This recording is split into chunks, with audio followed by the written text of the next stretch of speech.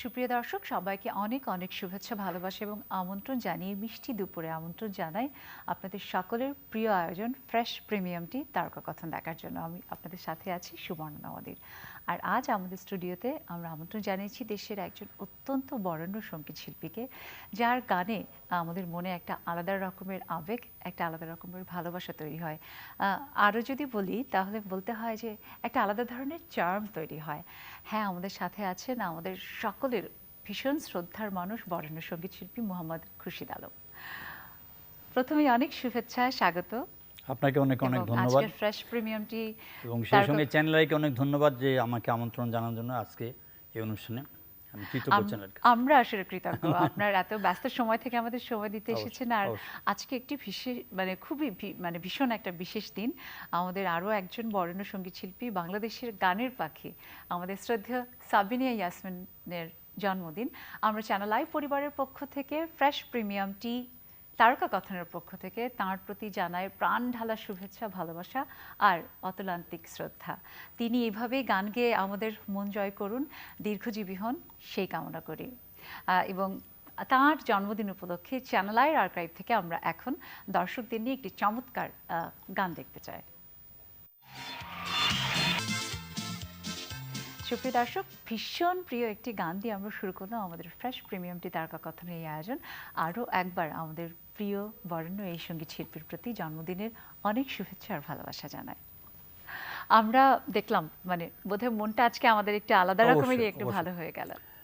চ্যানেলকে অনেক ধন্যবাদ যে চ্যানেলাই সবসময় শিল্পী, সাহিত্যিক, কবি, অভিনেতা, অভিনেত্রী কিংবা একজন বরেণ্য ব্যক্তি তিনি অনুষ্ঠান করেন, জন্মবার্ষিকী করেন, মৃত্যুবার্ষিকী করেন। এটি চ্যানেলের একটা ঐতিহ্য।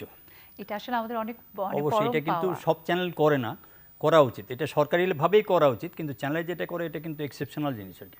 আমি সেই জন্য চ্যানেলকে আমার আন্তরিক ধন্যবাদ জানাই এবং সাবিনাকে অনেক অনেক ধন্যবাদ। যদি অনুষ্ঠান দেখে থাকেন, এই অনুষ্ঠানটি দেখে থাকেন, আমি গানের মাধ্যমে তাকে আমি আজকে জন্মদিনে একটা শুভেচ্ছা গাইছি। এই গানটির গীতিকার আপনার বাংলাদেশের অত্যন্ত গুণী এবং অত্যন্ত জনপ্রিয় গীতিকার জীবনেশ্বর জামাল এবং সুরকার প্রয়াত সত্য সাহা।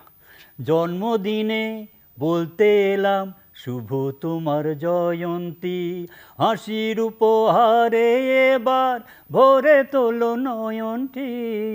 জন্মদিনে বলতে এলাম শুভ তোমার জয়ন্তী। অনেক অনেক ধন্যবাদ সাবিনা ইয়াসমিন, আপনাকে জন্মদিনে অনেক অনেক শুভেচ্ছা, আন্তরিক শুভেচ্ছা এবং ধন্যবাদ। আপনি দীর্ঘায়ু হন এবং আরও গান করেন। আল্লাহর কাছে দোয়া করি আপনি সুস্থ থাকেন এবং আমাদের মাঝে আরও গান শোনাবেন। অসাধারণ, আপনিও খুব চমৎকার করে যোগ করলেন জন্মদিনের এই শুভেচ্ছার জন্য। আবারও আপনাকেও ধন্যবাদ। এবং এই যে সঙ্গীতময় জীবন আপনার এবং আমাদের প্রিয় বরেণ্য সঙ্গীত শিল্পী সাবিনা ইয়াসমিনের, সেই চলার পথে একসাথে অসংখ্য গান আপনারা গেয়েছেন এবং বাংলাদেশের সঙ্গীতকে সমৃদ্ধ করেছেন। সেই সম্পর্কে আপনার কাছে একটু শুনতে চাই। আমি প্রথমে আগে বলি যে সাবিনা ইয়াসমিন সম্পর্কে যারা দেখছেন এই অনুষ্ঠানটি, সবাই সাবিনার সম্পর্কে, সাবিনার কিন্তু সে প্রত্যেক তারা 5 বোন। জি, 5 বোনের ভিতরে এক বোন শুধু গান করেন না, উনি নাজমা ইয়াসমিন অধ্যাপনা করেন। এখন একটা বোধহয় স্কুলের একটা চিফ আছেন, উনি হেড প্রিন্সিপাল আর কি। ওই আপা ছাড়া ওনার বড় বোন কিন্তু আপনার ফরিদা ইয়াসমিন, তারপরে ফৌজিয়া ইয়াসমিন, তারপর নীলুফার ইয়াসমিন, তারপরে হলো সাবনি ইয়াসমিন। সাবনি ইয়াসমিনের সঙ্গে আমার জীবনে প্রথম দেখা হয় 1964-এ করটিয়া একটা কলেজ টাঙ্গাইলে। সেইখানে মোহাম্মদ আব্দুল জব্বার ভাই আমাকে নিয়ে গেছিলেন একটি অনুষ্ঠানের জন্য। তখন আমি রবীন্দ্রসঙ্গীত করতাম, যেহেতু রবীন্দ্রসঙ্গীত 65-এ ব্যান্ড ছিল, সেই জন্য আমার গান গাওয়া হচ্ছিল না। তা আমি এখানে স্বীকার করতে হয় যে তখন আমি পশ্চিমবঙ্গের গান গাইতাম। সেটা বাংলা গানও হতে পারে, হিন্দি গানও হতে পারে, বোম্বের গান। তো জব্বার ভাই বললো যে ছোটো ভাই চলো একটা ফাংশনে যাই। তা আমি চিন্তা করলাম যে বাংলাদেশের শ্রেষ্ঠের ভিতরে যে কজন শিল্পী তার ভিতরে অন্যতম একজন মোহাম্মদ আব্দুল জব্বার বলছে ঠিক আছে। ওইখানে গিয়ে তখন সাবিনা ইয়াসমিনের সঙ্গে আমার দেখা হয় এবং সাবিনা ইয়াসমিন আদৌ এটা মনে আছে কিনা জানি না, তখন উনি গান করতেন প্রতিমা বন্দ্যোপাধ্যায়ের একটি গান লিখো আমার জন্য। এই গানটি উনি সবসময় গাইতেন। আর সাবিনা ইয়াসমিন আমি বলবো যে তার বাবার নাম লুৎফর রহমান সাহেব, সরকারি চাকরিজীবী, আর মৌলিদা খাতুন হল তার মার নাম। আমি বলবো যে তার মা সাবিনা ইয়াসমিন এবং তার বোনদের জন্য যা চেষ্টা করেছে, মানে ওনার প্রথম ওস্তাদ হলেন দুর্গা দাস জি এবং জেসি গোমেজ সাহেবের কাছে গান শিখতেন। এবং সত্যি কথা বলতে কি সাবিনা ইয়াসমিনের কৃতিত্ব সাবিনা ইয়াসমিন নিজে। কি দেশের গানে, কি আধুনিক গানে, কি ছায়াছবির গানে। আমি সত্য কথা বলি, সাবিনার সঙ্গে আমার সবচেয়ে বেশি বাংলাদেশে যতগুলি শিল্পী মহিলা শিল্পী আছে তার ভিতরে সাবিনা ইয়াসমিনের সঙ্গে সবচেয়ে বেশি আমার ছায়াছবির গান গাওয়ার সুযোগ হয়েছে। আমি আল্লাহর কাছে অনেক কৃতজ্ঞ যে তার মতো একজন এত নামি দামি, এবং উনি শুধু বাংলাদেশে না, ভারত পাকিস্তানেও কিন্তু একই সমানভাবে উনি সমাদৃত এবং শি ইজ ভেরি পপুলার। তো একটা কথা বলি যে উনি যেভাবে গান বাজনা করেন, এখনকার ছেলে মেয়েদের অনেক, আমি বলবো যে যারা নতুন প্রজন্ম আসছে, নতুন না, এখন যারা সেটা কণ্ঠে খুদে গান, রাজ ক্লোজ আপ, তারপরে বাউলিয়ানা গান, বাউলিয়ানা, এই সমস্ত যারা আছে তাদের সাবিনা ইয়াসমিন থেকে অনেক কিছু শেখার আছে। যে সাবিনা ইয়াসমিন আজকের পেপারে একটি পেপারে উনি একটা কথা বলেছেন, তার সঙ্গে আমি 100% একমত, যে তার গান যখন বিভিন্ন চ্যানেলে গাওয়া হয়, সাবিনা ইয়াসমিন আজকে একটা পেপারে ইন্টারভিউ বলেছেন যে শিল্পীর নাম কিংবা গীতিকার সুরকারের নাম কেউ উল্লেখ করা হয় না। এখন সব নতুন প্রজন্মের যারা আছে তারা বলতেছে স্যার আমরা পাই না। এখন অসুবিধা যেটা হয়েছে, এখনকার যারা শিল্পী আছে আমার মনে হয়, আমি যদি ভুল না করি, তারা বেতারের সঙ্গে সম্পৃক্ত না। কারণ যদি বেতারটা শুনে, এখন এফএম ব্যান্ড বলছি না, বাংলাদেশ বেতারের যদি গানগুলি শুনে, তাহলে কিন্তু প্রত্যেক গানের আগে বলা হয় গীতিকার কে, সুরকার কে, ছায়াছবি কে, সবকিছু বলা হয়। তা আমিও বিনয়ের সঙ্গে সবাইকে অনুরোধ করব যে আপনারা যারাই গান করেন না কেন, সাবিনা ইয়াসমিনের করেন, সৈয়দ আব্দুল হাদী ভাইয়ের করেন, এন্ড্রু কিশোর সাহেবের করেন, কিংবা আপনার সুবিন নন্দীর করেন, কিংবা আর অন্য যাদেরই করেন, দয়া করে তাদের গানগুলি বলার আগে মূল শিল্পীটা বলবেন। জানেন এটা আমি একটু যোগ করতে চাই স্যার, যে এই যে মূল শিল্পীর নামটা বলা, অনেক ক্ষেত্রে যেটা হচ্ছে যে মাঝে হয়তো এখনকার এই প্রজন্মের যারা তরুণ শিল্পী বা নতুন একেবারে যারা খুদে, তারা যখন শিখছে, তারা হয়তো মাঝখানে যে রিমেক্সটা হয়েছে, সেই রিমেক্সের গানটা হয়তো অন্য কেউ গেয়েছে, সেটা শুনে মনে করছে যে এই গানটা হয়তো ওই শিল্পীর। এই যে একটা ক্রাইসিস, গত পরশু একটি গান গেল, সেই গানটি গেয়েছেন কিন্তু বাংলাদেশের অত্যন্ত গুণী আরেকজন মহিলা শিল্পী, শুধু শাহনাজ রহমতুল্লাহ, ঠিক আছে, যেভাবে আছি বেঁচে তো আছে। কিন্তু যেই ফিমেল আর্টিস্ট নতুন গাইলেন, নতুন বলবো না, যদি একটি ফিমেল আর্টিস্ট 30 বছর হয় তাকে নতুন বলা যায়, বলছে যেভাবে আছি বেঁচে তো আছি, সব বললেন, কিন্তু শিল্পীর নাম বলে ফেলেন রুনা লালা। আচ্ছা, আমি সবাইকে বিনয়ের সঙ্গে বলবো যে আপনারা দয়া করে বেতারটা অন্তত শোনেন, আর যখন গান করতে যাবেন কোথাও, দয়া করে অন্তত প্রোগ্রামের অন্তত 3-4 দিন আগের থেকে মেন্টাল প্রিপারেশন নেবেন, যে আপনি কার গান করবেন, কার গান করবেন। যদি ভুল থাকে আপনি সিনিয়র কাছে জিজ্ঞেস করেন। আমি ব্যক্তিগতভাবে বিশ্বাস করি যে আমার মনে হয় এখন যারা শিল্পী আসে তারা কিন্তু অত্যন্ত শার্প, অত্যন্ত talented, but they are not getting any guardian. আমার এটি ওনাদের এটি খুব চমৎকার বলেছেন। এই যে গার্জিয়ানশিপের কথা বললেন, সাবিনার ব্যাপারে বলি, সাবিনা ইয়াসমিনের জন্মই হয়েছিল বোধহয় গানের জন্য। জি, এবং উনি গানের পাখি, এবং প্রায় 15,000-এরও বেশি মানে ফিল্মের গান, আধুনিক গান সবগুলি মিলে। এবং দেশের গানে আপনি একটা অ্যানসার দিই, আমি এইখানে দোষ স্বীকার করতে নাই, গান উঠাতে আমার অনেক দেরি হয়, এবং যখন গান রেকর্ডিং হয় সবাই জানে যে আমার একটু অসুবিধা, কি কখন ধরবো না, এটা আমার ভুলে যাই। আচ্ছা, সাবিনা ইয়াসমিন জীবনে আমাকে অনেক করেছে, মানে এই জায়গায় সাংঘাতিক, সাবিনা সাপোর্ট দিয়েছে, সাংঘাতিক করেছে, সহযোগিতা করেছে। আর সাবিনার মেধার সম্পর্কে বলতে গেলে কি, আমি বলি যে আমি একটা এক্সাম্পল দিই, যে তাহলে লোকে বুঝতে পারবে যে সাবিনার কি জিনিস।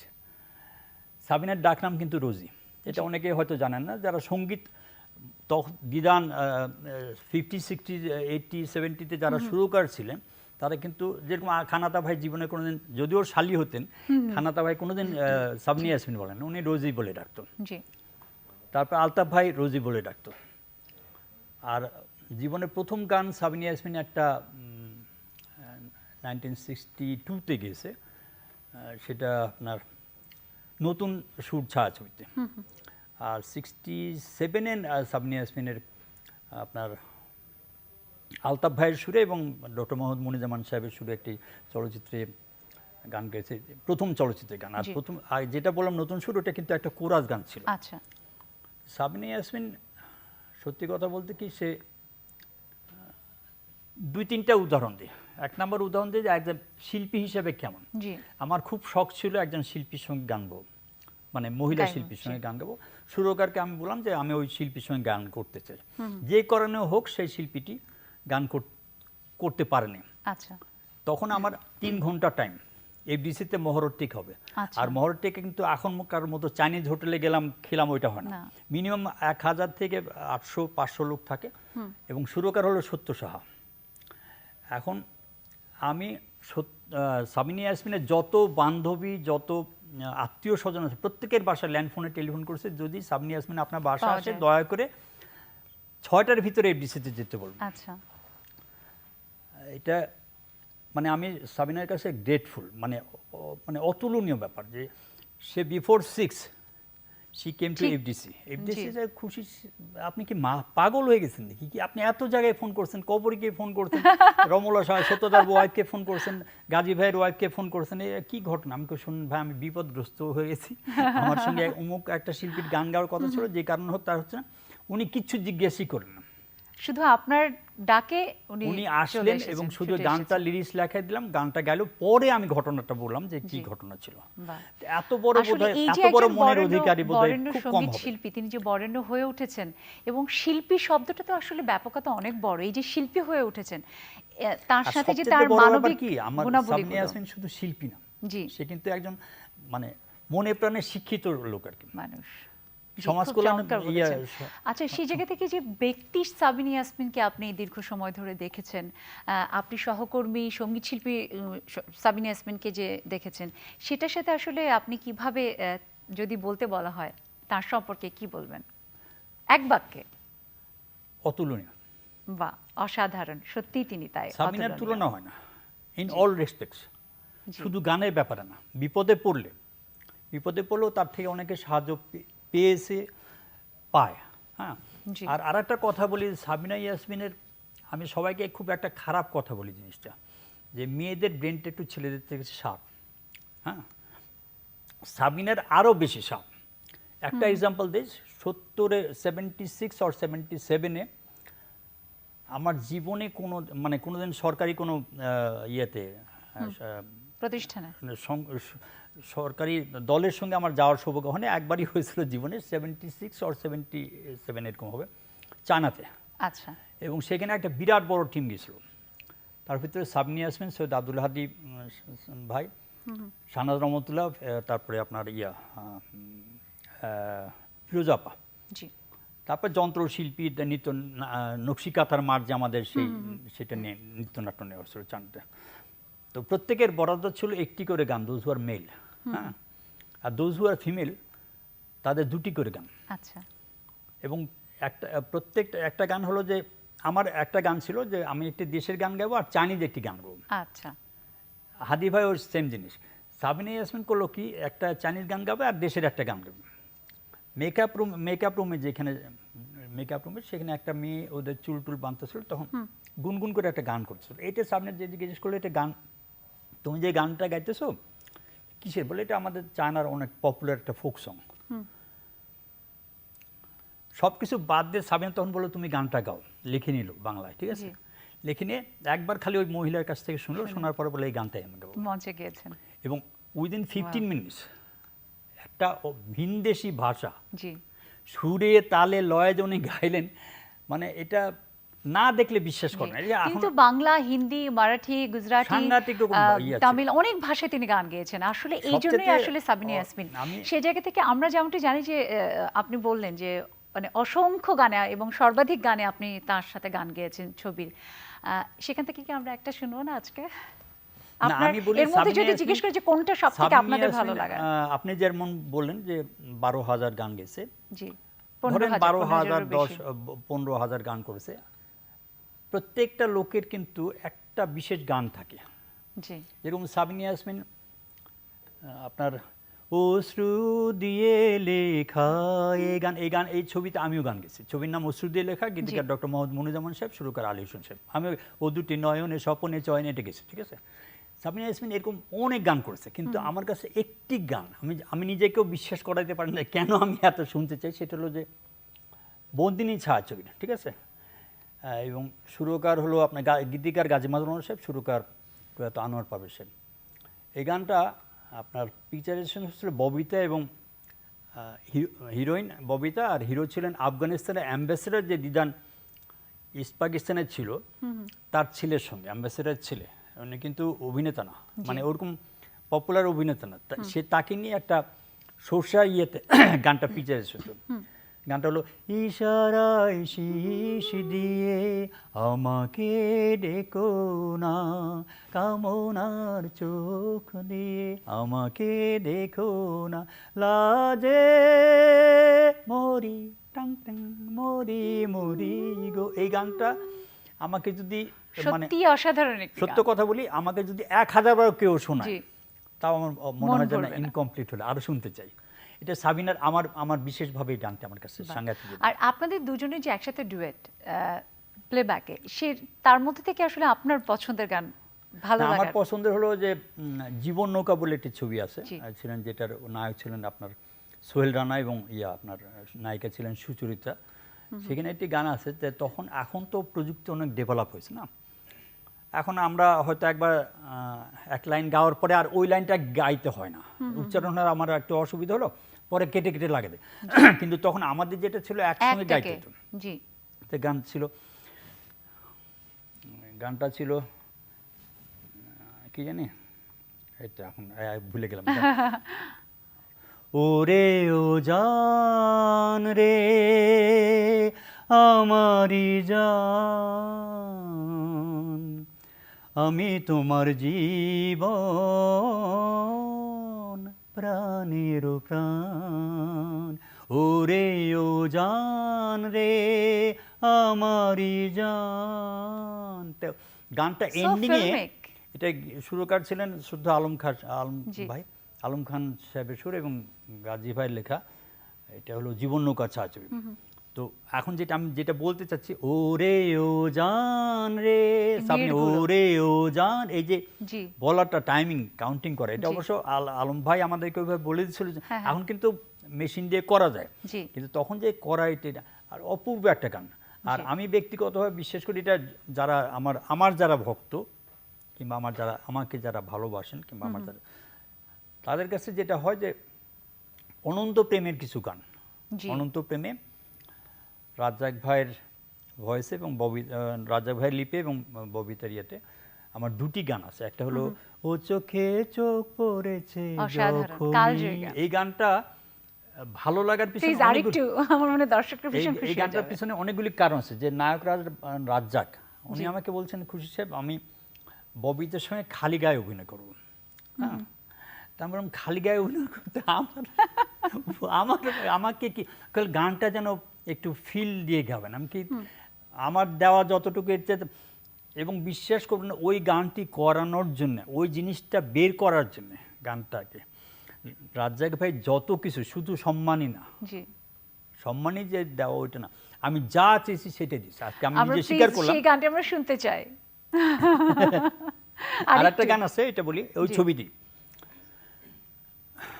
এইটাও আপনার গাজী মাজহারুল আনোয়ার সাহেবের লেখা এবং আজাদ রহমান সাহেবের সুর। আমি বলবো অনবদ্য সুর আজাদ রহমান সাহেবের। সেটা হলো ও তোমারই কাছে আমি বারবার আসবো, তোমারই কাছে আমি বারবার আসবো, জীবনে মরণে আমি তোমার হয়ে থাকবো, তোমারই কাছে আমি বারবার আসবো। এই গানটা সাংঘাতিক ভালো লাগে, অসাধারণ। আমরা বিশ্বাস করি আপনারা আমাদের পুরো মানে সঙ্গীতকে যেভাবে সমৃদ্ধ করেছেন, যেভাবে আসলে আমাদের সঙ্গীতকে এগিয়ে নিয়ে যাচ্ছেন, বলাই বাহুল্য যে আমরা আসলে কতটা কৃতজ্ঞ। আর একজন সাবিনা ইয়াসমিন, একজন শ্রদ্ধেয় খুরশিদ আলম, তারা আসলে যুগে যুগে একজনই হন, একজনই আছেন। না, আমি বলি সাবিনা ইয়াসমিন মানে অ্যাজ অ্যান মানে শিল্পী হিসেবে যদি বলি, ওকে খালি সিকোয়েন্সটা একবার বলে দিতে হয়, জি, সে নায়িকার চাইতে ভালো অভিনয় করেন। সেটা সুরের মাধুরীর ভিতরে যেভাবে আসলে অভিনয় দিয়ে আপনারা খেলেন। আরেকটা জিনিস না বলে না, সাবিনা ইয়াসমিন কিন্তু সাংঘাতিক, মানে খাওয়া মানে পেটুক বলবো না, কিন্তু খুব ভোজন বিলাসী আর কি, পেটুক বলবো না, জি। কিন্তু এই চলন আমরা যায় আসলে চলন আমাদের খাই এরকম অবস্থা। প্রিয় বরেণ্য শ্রদ্ধেয় এই শিল্পী সম্পর্কে অনেক কিছু জানলাম, আপনাদের দীর্ঘ কর্মজীবনের যে অভিজ্ঞতা, নানা খুনসুটি, অনেক কিছুই আরো বাকি থেকে গেল। নিশ্চয়ই আবারও না, শুনবো। অনেক সময় তো লাগবে। নিশ্চয়ই আমরা আবারও শুনবো। আবারও অবশ্যই। অসংখ্য ধন্যবাদ আর কৃতজ্ঞতা অবশ্যই। আপনার প্রতি। আমাদের আরেকজন আপনাকে প্রিয় অনেক বরেণ্য, ধন্যবাদ, সেই সঙ্গে চ্যানেলকে আবার অনেক অনেক ধন্যবাদ যারা কলা কৌশলী আছেন সবাইকে, এবং জি, এই অনুষ্ঠানের পরিচালক। বরেণ্য শিল্পীর জন্মদিনে আমরা আরেকজন বরেণ্য শিল্পীর কাছ থেকে তাদের কর্মময় জীবনের কথা শুনলাম, গান শুনলাম। সত্যি ভীষণ ভালো, মিষ্টি একটা দুপুর কাটলো। আপনারা সবাই ভালো থাকবেন, সুস্থ সুন্দর থাকবেন, আর থাকবেন চ্যানেল আইয়ের সব আয়োজনের সাথে।